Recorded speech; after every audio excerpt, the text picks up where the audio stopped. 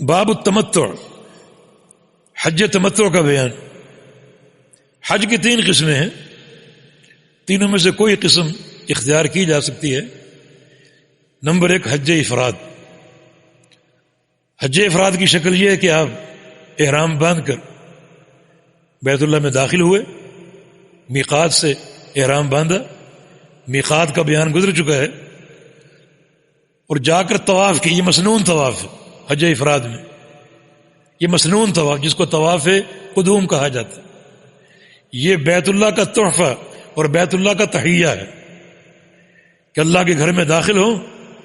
جس طرح مسجد کا تحیہ 2 نفل ہے، اس طرح بیت اللہ کا تحیہ طواف ہے۔ تو جو مفرد حاجی ہے، افراد کرنے والا، وہ مسنون طواف کرے گا، طواف قدوم۔ اس کے بعد وہ اپنے احرام میں رہے گا کیونکہ اس نے حج کا احرام باندھا ہوا ہے۔ اگر وہ چاہے تو سعی کر لے، اگر وہ سعی کر لے تو پھر جو حج کی سعی ہے وہ اس کی ادا ہو گئی۔ طواف افاضہ کے بعد اس پر کوئی سعی نہیں ہے، اور اگر چاہے تو سعی نہ کرے، اور پھر جب وہ 10 ذو الحج کو طواف افاضہ کرنے آئے تو اس کے ساتھ سعی کر لے۔ یعنی سعی ایک ہی ہے، چاہے وہ ابھی کر لے اور چاہے وہ طواف افاضہ کے بعد کرے۔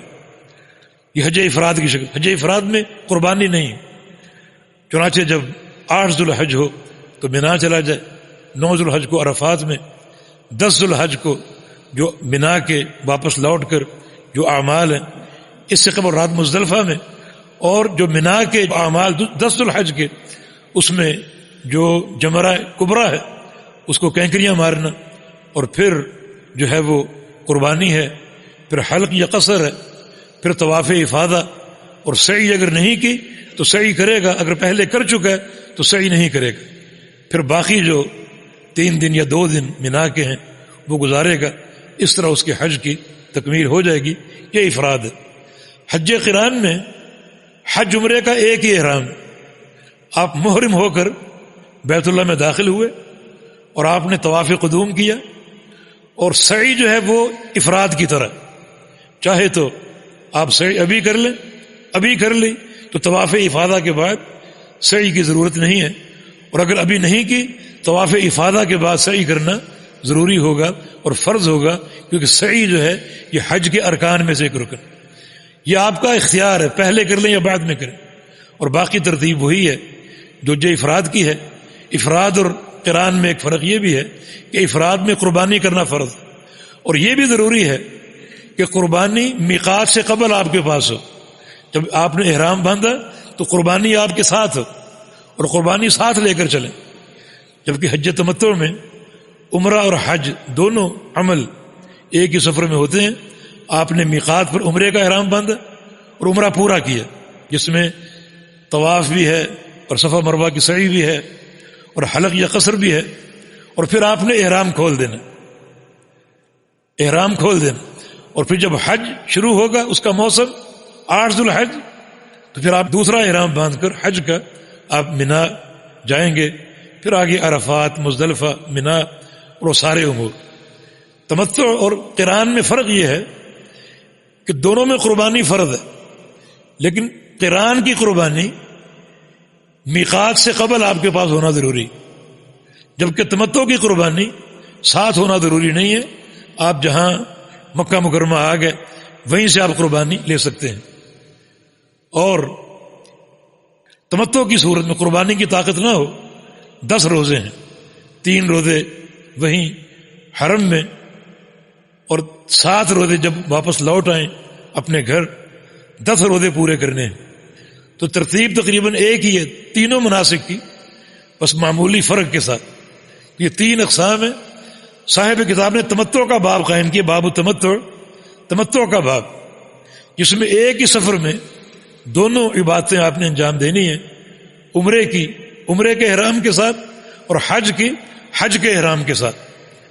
تمتع کا باب اس لیے قائم کیا کہ بعض علماء تمتع کو فرض قرار دیتے ہیں کہ تمتع ہی کرنا چاہیے، اور بعض علماء تمتع کو افضل قرار دیتے ہیں، اور یہ قول زیادہ بہتر ہے کہ باقی اقسام سے حج تمتع زیادہ بہتر ہے، کہ اللہ کے پیارے پیغمبر نے قران کیا تھا، مگر آپ نے فرمایا تھا کہ جو چیز اب میرے ذہن میں آئی اگر میں نے پہلے سوچی ہوتی تو میں بھی تمتع کرتا، جو تمتع کی افضلیت کی دلیل۔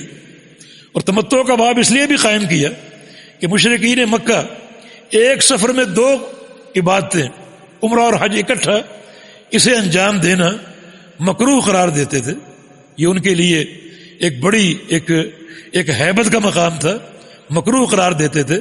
صاحب کتاب نے خاص طور پہ یہ باب قائم کیا تاکہ اس جمود کو توڑا جائے اور جو ان کی سوچ اور فکر ہے اس کا رد کیا جائے کہ یہ مکروہ نہیں ہے، بلکہ اسلام نے یہ ایک وسعت پیدا کی ہے اور ایک ہی سفر میں دونوں عبادتیں عمرہ بھی کریں اور حج بھی کریں، اس کی رخصت دی اور دونوں عبادتوں کو جمع کرنے کی اجازت دی ہے۔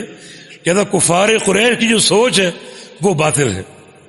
اس میں پہلی جو حدیث لائے ہیں ابو جمرہ نصر بن عمران الزمعی رحمہ اللہ علماء تابعین میں سے ہیں، فرماتے ہیں کہ سألت ابن عباس عن المتع، میں نے عبداللہ بن عباس سے سوال کیا حج تمتع کے بارے میں۔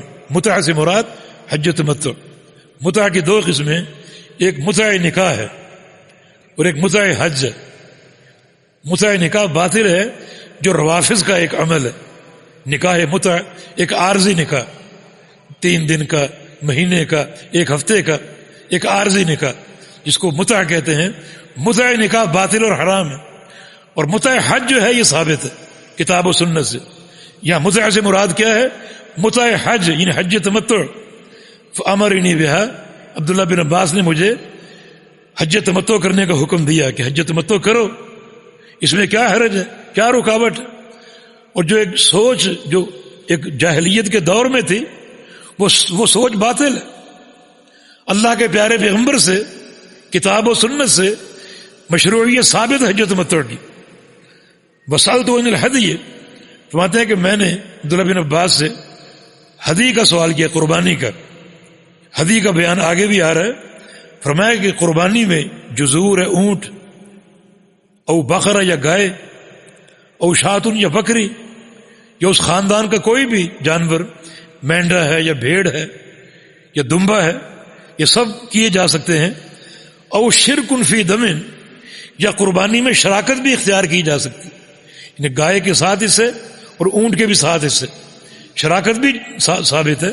یہ سب قربانیاں ہو سکتی ہیں، اونٹ کی، گائے کی، بکری کی، یا پھر شراکت کی صورت میں گائے میں 7 حصے اور اونٹ میں 7 حصے۔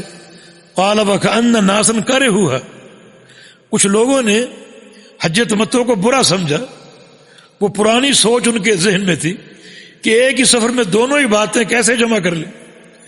کہتے ہیں فنمت، ابو جمرہ کہتے کہ مجھے نیند آ گئی۔